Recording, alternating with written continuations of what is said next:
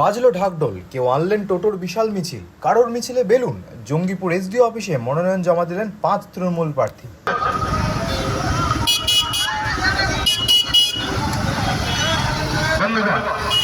শনিবার মনোনয়ন জমা দেন জঙ্গিপুরের তৃণমূল প্রার্থী জাকির হোসেন। এদিন রঘুনাথগঞ্জের তৃণমূল প্রার্থী আকরুজ্জামান, সুতির প্রার্থী ইমানি বিশ্বাস, ফারাক্কার তৃণমূল প্রার্থী আমিরুল ইসলাম ও শামশেরগঞ্জের তৃণমূল প্রার্থী নূর আলম মনোনয়ন জমা দেন।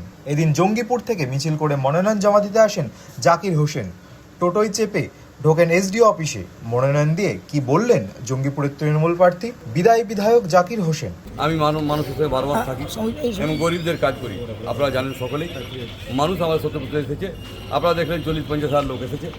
আমরা আপ্লুত যে আমরা রেকর্ড পরিমাণে জিতব। মাননীয় মুখ্যমন্ত্রীর কাজ এবং আমি 12 মাসের সেবা যে করি তার আজ প্রতিফলন।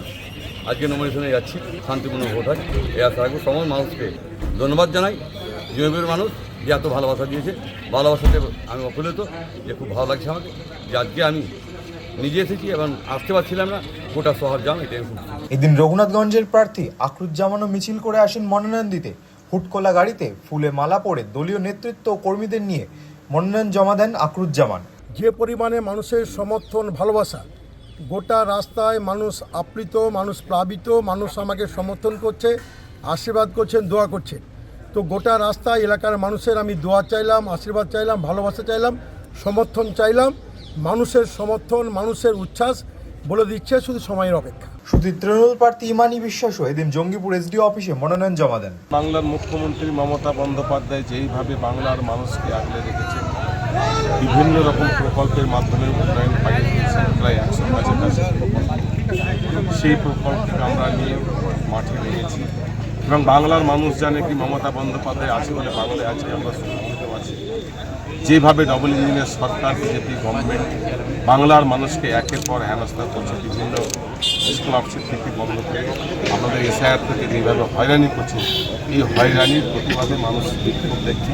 আজকে তৃণমূল কংগ্রেসের সকলেই একত্রিত হয়ে বাংলার মানুষকে মমতা বন্দ্যোপাধ্যায়কে চতুর্থবারের মতো আশীর্বাদ করছে। এদিন শামশেরগঞ্জের তৃণমূল প্রার্থী নূর আলম মিছিল করে মনোনয়ন দিতে আসেন। দেখুন, আমরা আজকে সকলে শামশেরগঞ্জবাসীর দোয়া এবং আশীর্বাদ নিয়ে নমিনেশনে বেরিয়েছি। এখন এসডিও অফিসে নমিনেশনের জন্য ঢুকছি এবং আমরা সকাল থেকেই সবার কাছে দোয়া এবং আশীর্বাদ প্রার্থনা করেছি। সকলেই দু হাত তুলে দোয়া এবং আশীর্বাদ দিয়েছেন। আপনি নমিনেশন করুন, আমরা আপনাদের পাশে আছি। ফারাক্কার তৃণমূল প্রার্থী আমিরুল ইসলামও এদিন মনোনয়ন জমা দেন জঙ্গিপুর এসডিও অফিসে। শামশেরগঞ্জের বিদায়ী বিধায়ক আমিরুল ইসলামকে এবার ফারাক্কায় প্রার্থী করেছে তৃণমূল। আমাকে দল ফারাক্কা বিধানসভার প্রার্থী হিসাবে মনোনীত করেছে।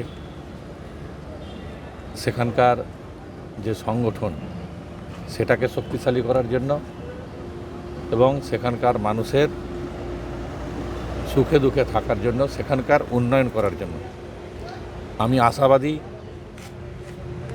যে ফারাক্কার মানুষ আমাকে দোয়া আশীর্বাদ করবেন। তাদের দোয়া আশীর্বাদ নিয়ে আগামী দিনে ফারাক্কা বিধানসভায় উন্নয়নের জয়যাত্রা শুরু হবে। এদিন তৃণমূলের প্রার্থীরা দলীয় কর্মী সমর্থকদের সঙ্গে নিয়ে মিছিল করে মনোনয়ন জমা দেন। আজকে 4 এপ্রিল আর কি,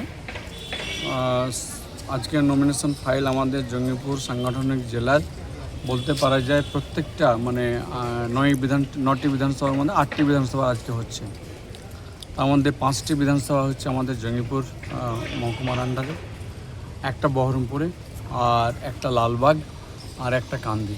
23 এপ্রিল রয়েছে ভোট মুর্শিদাবাদ জেলায়। কি হবে এবার সেই ভোটে? মনমোহিনী হেলথ কেয়ার, স্বাস্থ্য সেবায় অটুট শ্রেষ্ঠত্বের শিরোপা। জেলায় প্রথম robotic knee replacement, cardiology with cath lab, neurosurgery, specialized trauma unit থেকে স্মাইল ট্রেন, একগুচ্ছ পরিষেবায় নিয়োজিত। Manmohini health care, quality care with personal touch, Baharampur শিল্প তালুক।